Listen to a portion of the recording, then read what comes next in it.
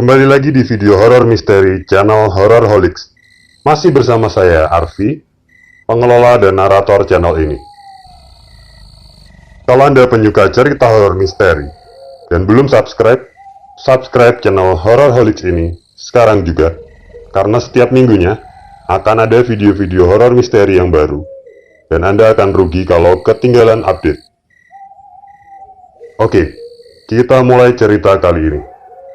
Cerita ini berdasarkan kisah nyata yang dialami oleh seorang penjual bakso keliling. Namanya Pak Santoso. Cerita horor ini dialami Pak Santoso tahun 1998 atau sekitar 23 tahun yang lalu. Begini ceritanya. Senin 19 Januari 1998. Malam itu bertepatan dengan malam Selasa Kliwon, malam yang dikenal sebagai malam yang cukup angker. Malam itu Pak Santoso berjualan bakso dengan gerobak seperti hari-hari biasanya. Berjualan bakso keliling sudah dijalani Pak Santoso sejak tahun 1990. Jadi sudah sekitar 8 tahun Pak Santoso berjualan bakso saat itu. Area jualannya biasanya di sekitar daerah Sorowajan, di daerah Banguntapan, Bantul, Jogja.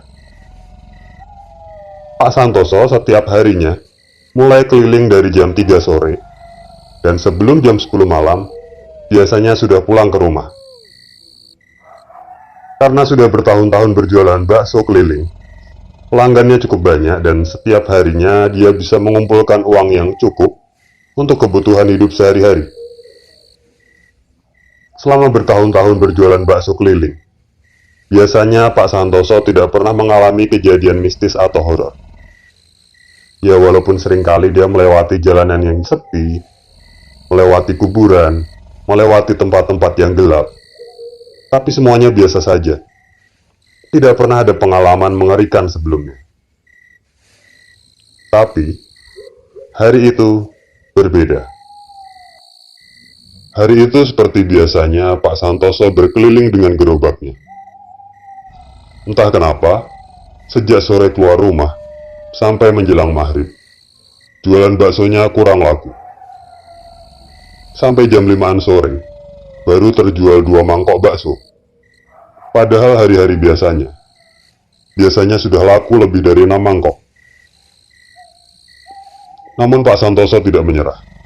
Dia tetap berkeliling dengan gerobak baksonya, sambil sesekali membunyikan suara sendok yang dipukulkan ke mangkoknya.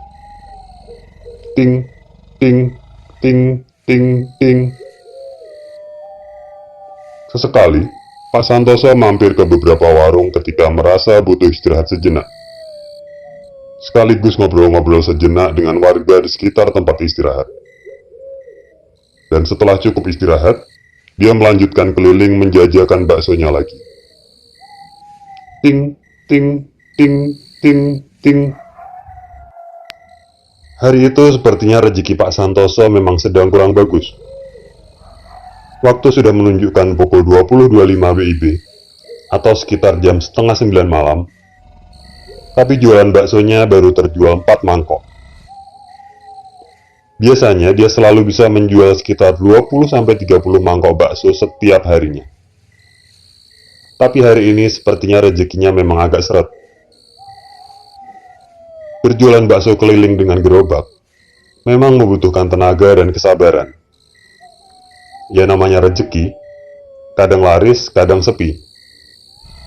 Kalau jualan laris, memang terasa capek. Tapi bahagia, karena bisa pulang ke rumah membawa uang yang cukup banyak. Kalau jualannya sepi, ya capeknya jadi lebih terasa. Pak Santoso terus berkeliling, menyusuri jalanan di desa Sorowajan.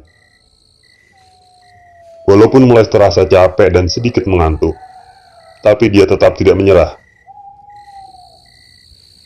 Saat itu di kejauhan Pak Santoso melihat ada sebuah tenda, kira-kira sekitar 300 meter di depannya. Pak Santoso mengarahkan gerobaknya ke arah tenda itu. Makin mendekat. Terlihat ada beberapa orang pria dan wanita sedang kumpul-kumpul di tenda itu. Sepertinya di situ baru saja selesai acara hajatan. Pak Santoso makin mendekat ke tenda itu. Dia berharap jualan baksonya mungkin bisa laku di sana. Ya, di sana ada banyak orang berkerumun. Mungkin saja orang-orang itu butuh makanan yang hangat, semacam bakso di malam yang mulai terasa dingin ini. Pak Santoso lalu memarkirkan gerobak baksonya di dekat tenda itu. Dan benar saja, tidak lama kemudian beberapa orang yang ada di sana mulai memesan bakso jualannya. Dengan sumringah, Pak Santoso lalu menyiapkan pesanan mereka. Dalam hatinya, Pak Santoso merasa lega, karena akhirnya dagangannya laris juga, dan nanti dia pulang ke rumah bisa membawa cukup uang. Orang-orang yang berkumpul di tenda itu memesan cukup banyak. 13 mangkok bakso. Setelah selesai menyiapkan dan mengantarkan pesanan, Pak Santoso lalu duduk-duduk di dekat gerobaknya, sambil menunggu mangkok-mangkoknya dikembalikan, sekaligus menunggu pembayaran. Saat menunggu itulah, Pak Santoso mengamati orang-orang yang ada di tenda itu. Sedikit aneh. Pak Santoso rasanya tidak mengenal wajah-wajah mereka. Padahal hampir semua warga di daerah ini, Pak Santoso hafal. Walaupun merasa ada yang sedikit aneh, tapi Pak Santoso saat itu berpikir, mungkin orang-orang ini saudara warga di sini yang berasal dari luar daerah. Jadi wajar saja kalau dia tidak mengenal mereka. Hari itu terasa cukup melelahkan untuk Pak Santoso, dan rasa ngantuk makin terasa. Tanpa disadarinya, Pak Santoso yang kelelahan ketiduran di tempat itu. Pagi harinya, Selasa 20 Januari 1998, pukul 5.40 WIB atau jam 6 pagi kurang sedikit. Pak Santoso terkejut saat terbangun dari tidurnya. Dia mengamati sekelilingnya dan menjadi makin kebingungan. Semalam dia ingat sedang berada di dekat tenda acara hajatan, melayani beberapa orang yang memesan bakso jualannya. Dan dia tidak ingat lagi setelah itu, karena dia ketiduran. Tapi saat ini, dia terbangun dari tidurnya di tempat yang benar-benar berbeda dari semalam. Berkali-kali diamatinya sekelilingnya. Tidak salah lagi. Saat ini, Pak Santoso sedang berada di tengah area pemakaman atau kuburan. Diamatinya area pemakaman itu. Dia mengenalinya. Ini pemakaman di desa Sorowajan. Warga sekitar menyebut tempat ini Pesarean Ki Sorowojo. Sesuai dengan nama Ki Sorowojo, orang yang dikenal sebagai orang pertama yang babat alas dan membangun desa itu. Dan nama Ki Sorowojo diabadikan sebagai nama desa ini, Desa Sorowajan, sebagai penghormatan atas jasa-jasa Ki Sorowojo sebagai cikal bakal berdirinya desa ini. Pak Santoso saat ini sudah benar-benar terbangun dan sadar. Dia sangat kebingungan. Bagaimana bisa saat ini gerobak baksonya dan dia berada di tengah-tengah area kuburan, terjepit di antara ratusan batu nisan yang sangat rapat. Bagaimana bisa? Padahal semalam, dia tahu betul sedang berada di tenda hajatan dan melayani beberapa orang yang memesan jualan baksonya. Pak Santoso kemudian mengamati gerobaknya. Diperiksanya mangkok-mangkok, sendok-sendok, garpu-garpu, dan gelas minuman. Semuanya komplit. Tidak ada yang hilang. Bahkan semua mangkok, gelas, sendok, dan garpu sudah dalam keadaan bersih, seperti sudah dicuci. Padahal Pak Santoso belum mencuci peralatan yang bekas dipakai semalam. Dia lalu memeriksa laci uang di gerobaknya, tempat dia menyimpan uang hasil jualannya. Tidak ada uang yang hilang dari laci itu. Bahkan, jumlah uang di laci itu bertambah jumlahnya. Terakhir kali semalam, dia menghitung uang itu. Jumlah uang itu sekitar Rp35.000. Tapi saat ini, jumlah uang di laci itu ada sekitar Rp210.000. Kejadian ini masih tahun 1998 ya. Harga semangkok bakso dan segelas minuman saat itu masih Rp5.000. Pak Santoso makin kebingungan setelah menghitung jumlah uang di lacinya. Ada tambahan uang sekitar Rp175.000. Dia lalu teringat pada orang-orang di tenda hajatan semalam. Mereka memesan bakso dengan minuman sebanyak 13 porsi. Kemungkinan uang Rp175.000 ini tambahan dari pembeli di tenda-tenda hajatan itu. Tapi bagaimana bisa? Pagi harinya, dia dan gerobaknya berada di tengah-tengah kuburan yang padat dengan ratusan batu nisan.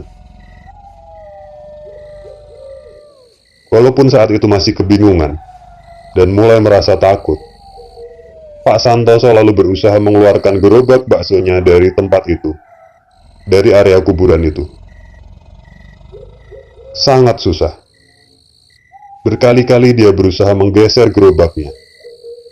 Sesekali dia coba mengangkat gerobaknya untuk bisa melewati batu-batu nisan. Tapi sangat susah. Kuburan itu sangat padat dengan batu-batu nisan. Letak batu-batu nisan ini sangat susah untuk dilewati gerobaknya. Dan dia juga tidak kuat kalau harus mengangkat gerobaknya keluar melewati ratusan batu-batu nisan ini. Kalau saat ini dia kesulitan mengeluarkan gerobaknya, bagaimana bisa semalam gerobaknya melewati ratusan batu nisan dan sekarang terjepit di tengah-tengahnya? Hal itu sangat tidak mungkin dilakukannya sendirian. Terlebih kemarin malam hari, di area kuburan ini cukup gelap. Pak Santoso menjadi sangat kebingungan.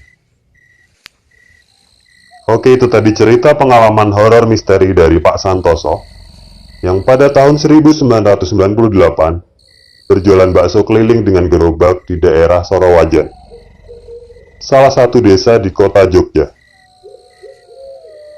Cerita ini bisa saya pastikan kebenarannya bukan hoax, karena saya sendiri, Arfi, narator video ini, adalah warga Sorowajan, tempat kejadian cerita ini. Dan cerita ini sudah saya dengar sejak lama. Bahkan saya pun sudah mendengar cerita ini secara langsung dari Pak Santoso sendiri. Jadi saya sangat yakin akan kebenaran cerita ini. Pak Santoso, bukan nama aslinya ya, tapi nama samaran, saat ini sudah lanjut usia dan sudah pensiun berjualan bakso keliling. Usaha baksonya diteruskan oleh anak-anaknya yang berjualan bakso dengan membuka warung di kota-kota lain.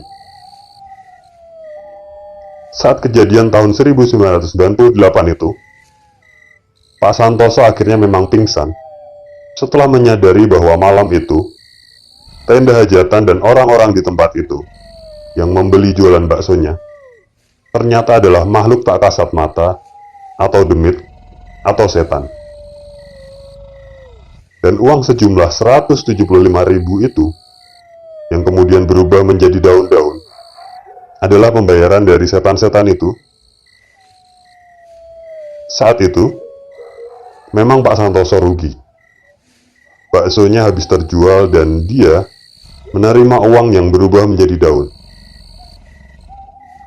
Tapi beberapa hari setelah kejadian itu, Pak Santoso sudah tidak syok dengan kejadian kemarin dan dia sudah mulai berjualan bakso keliling lagi. Anehnya, setelah kejadian diganggu setan-setan itu, jualan bakso Pak Santoso selalu laris. Dan dia selalu pulang ke rumah sebelum jam 8 malam. Padahal sebelum-sebelumnya dia pulang ke rumah hampir jam 10 malam. Ada hikmahnya, setelah diganggu setan-setan dan gerobak baksonya terjepit di ratusan batu nisan di area kuburan Sorowajan, jualan Pak Santoso menjadi sangat laris. Oke, kita akhiri video horror misteri podcast Horrorholics kali ini. Dan untuk Anda horror lovers, kalau Anda mempunyai cerita horor misteri yang ingin dibuatkan video di podcast di channel Horrorholics ini, hubungi nomor WA yang tertera di deskripsi video. Oke horror lovers, terima kasih Anda sudah menyaksikan video ini. Kita ketemu lagi di video-video Horrorholics lainnya. Dan subscribe channel Horrorholics ini, nyalakan tombol loncengnya, supaya Anda dapat notifikasi ketika ada video-video terbaru dari kami. Semoga hari Anda bahagia, tetap sehat, tetap semangat, tetap patuhi protokol kesehatan.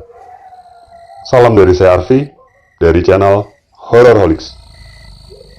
Matur nuwun.